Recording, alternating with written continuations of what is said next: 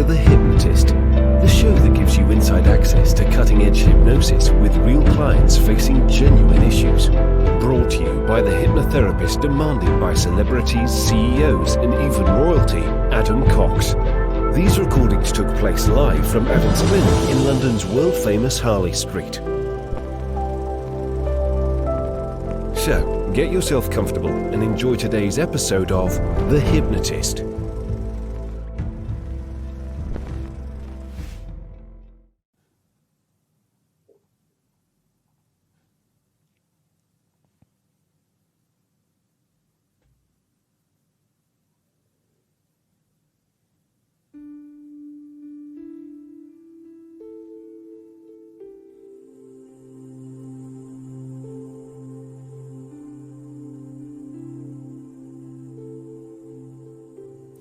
Take a deep breath in.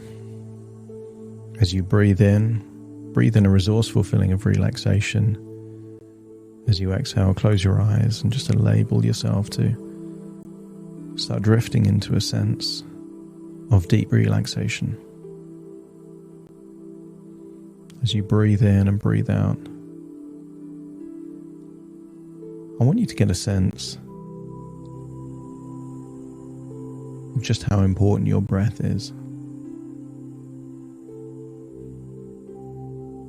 Breathe in and breathe out. And I want you to get a sense that there are certain things that are precious. Certain things that your body truly needs.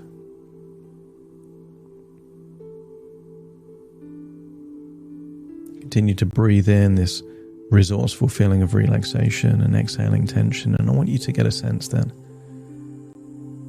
you can live perhaps for a week or two, maybe even 3 without food. Hold that thought, breathe in and breathe out. And you can survive maybe a few days without sleep as you breathe in and breathe out. I want you to get a sense that depending on your surroundings, you might survive a day or 2 without water.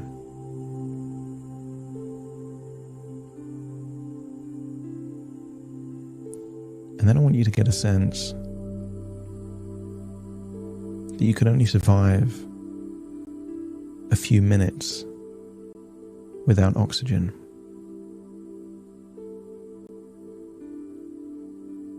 I want you to take a deep breath in and just hold that breath. Not exhaling, just holding it there until you reach a point of feeling like you need to breathe. I want you to exhale without breathing in. No air in your lungs, but not breathing in that inward breath. Hold the exhale until you really desire to breathe. And when you feel like you absolutely need to take a breath, let me know by nodding your head.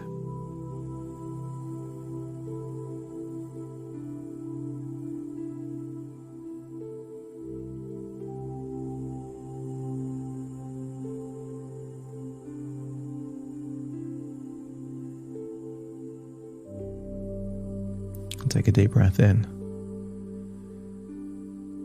And I want you to evaluate the most important organ in your body that is necessary for you to have the most important need in your life. That without oxygen and air, you're dead in a few minutes. And that your lungs are the most precious resource that gives you access, this incredible ability to just breathe the air in, and your heart can take the oxygen from the air and put it to every cell in your body. I want you to get a sense of how magical that is and how it doesn't work without your lungs.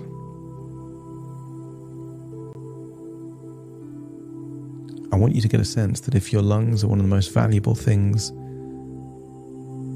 to access what you need the most, then doesn't it make sense to protect what's valuable? Wouldn't you protect other valuable things like your home, your family, things that you've spent a lifetime earning? And none of those things are as necessary to your life as your lungs. As you breathe in and breathe out, I want you to get a sense that lungs last a long time if they're treated well. I want you to think back to your childhood when you had something that could have lasted a long time, but because you treated it badly, a lack of kindness, a lack of respect, it just didn't last very long at all. And once you link back to a memory where you know that if you don't protect and nurture something, it stops working in the way that it should, just let me know by nodding your head.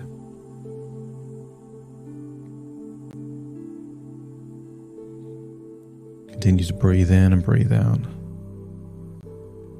Each breath giving evidence that without breath, you can't survive.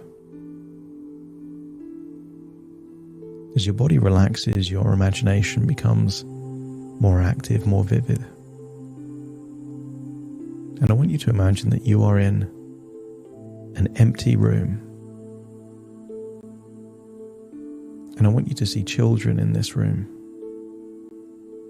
I want you to see your children in this room. Your children in this room at a young age.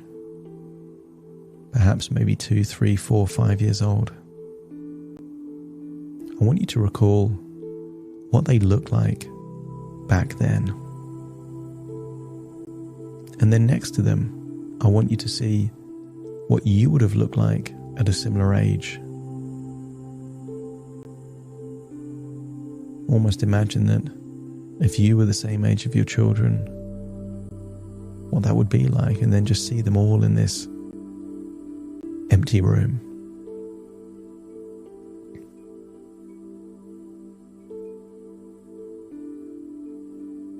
I want you to get a sense that a stranger is coming in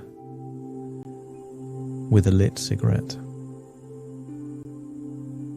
I want you to imagine that you are trapped behind bulletproof glass and you're seeing the children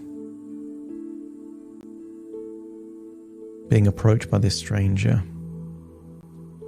and this stranger is forcing these children to breathe in this smoke, to inhale the cigarette, and there's nothing you can do about it. You're just watching as your children at a young age are being abused in this way. And I want you to get a sense of anger and injustice and frustration that something wrong is happening. See it happening to your children, to see them coughing, crying, getting upset. And then see it happening to yourself at that young age too. Just an innocent child being forced to smoke a cigarette. See the disgust on their face. They're coughing, crying, they're upset. And I want you to get a sense of where you feel that anger and injustice in your body, and just point to that location.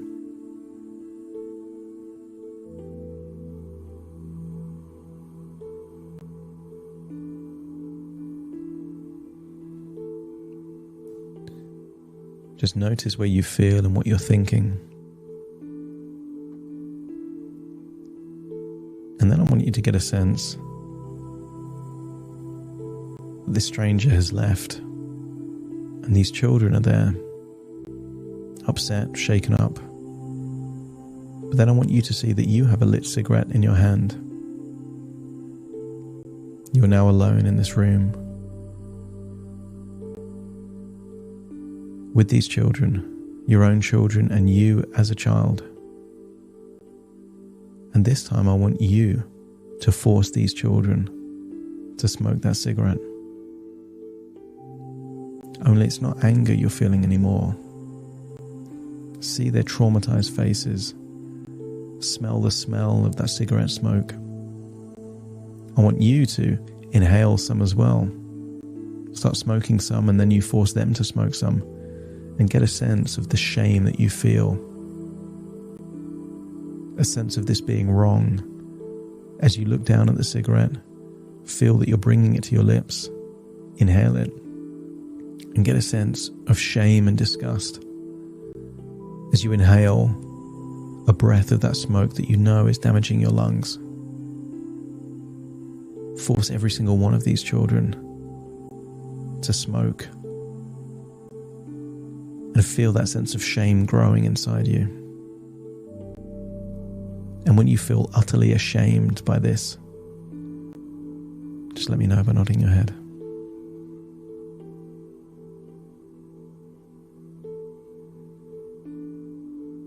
I want you to rewind everything. Rewind it to before the children were even in the room. There was no stranger, and you didn't do what you did. And I want you to go to each of the children and let them know that they are loved unconditionally and that you will protect them.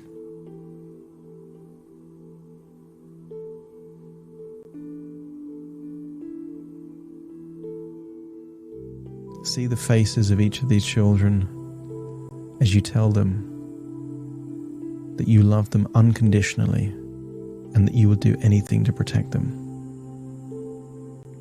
Until you reach you as you were the same age, a child. Tell this child that they are worthy of love, that you love them unconditionally, and that you would do anything to protect them.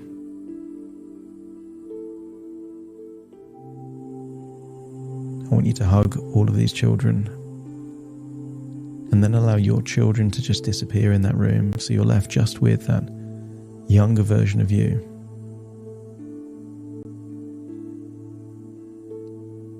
And I want you to tell this child that you're going to give her the love and protection that you didn't receive when you were the same age. Make a promise to a child, and there's only one way to agree a promise with a child. And I want you to stretch out your little finger as they stretch out their little finger, and do a handshake, that pinky promise with just those two little fingers, as this promise to love and protect is now enshrined in a promise between you and a child. And if all parts of you agree that you will love and protect this child, knowing that this child is you, let me know by nodding your head.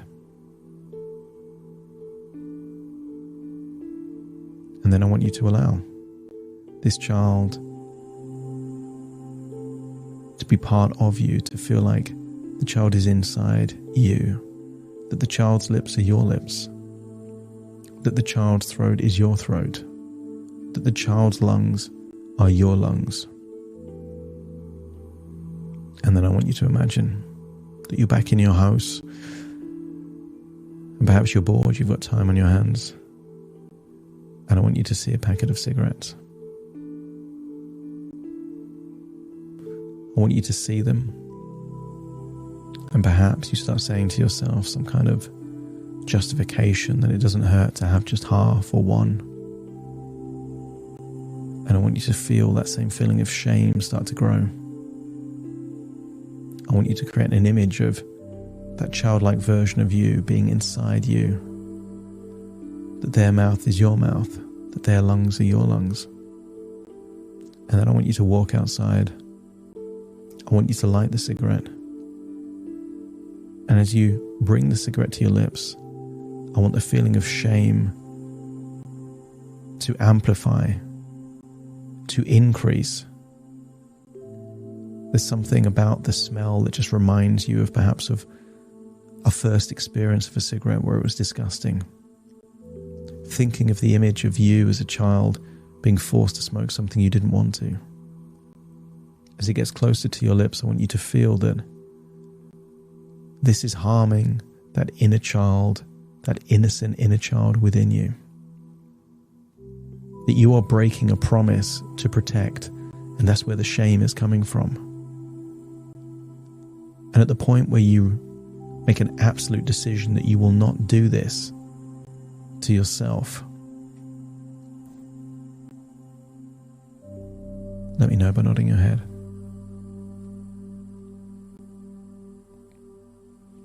And then I want you to throw away that cigarette.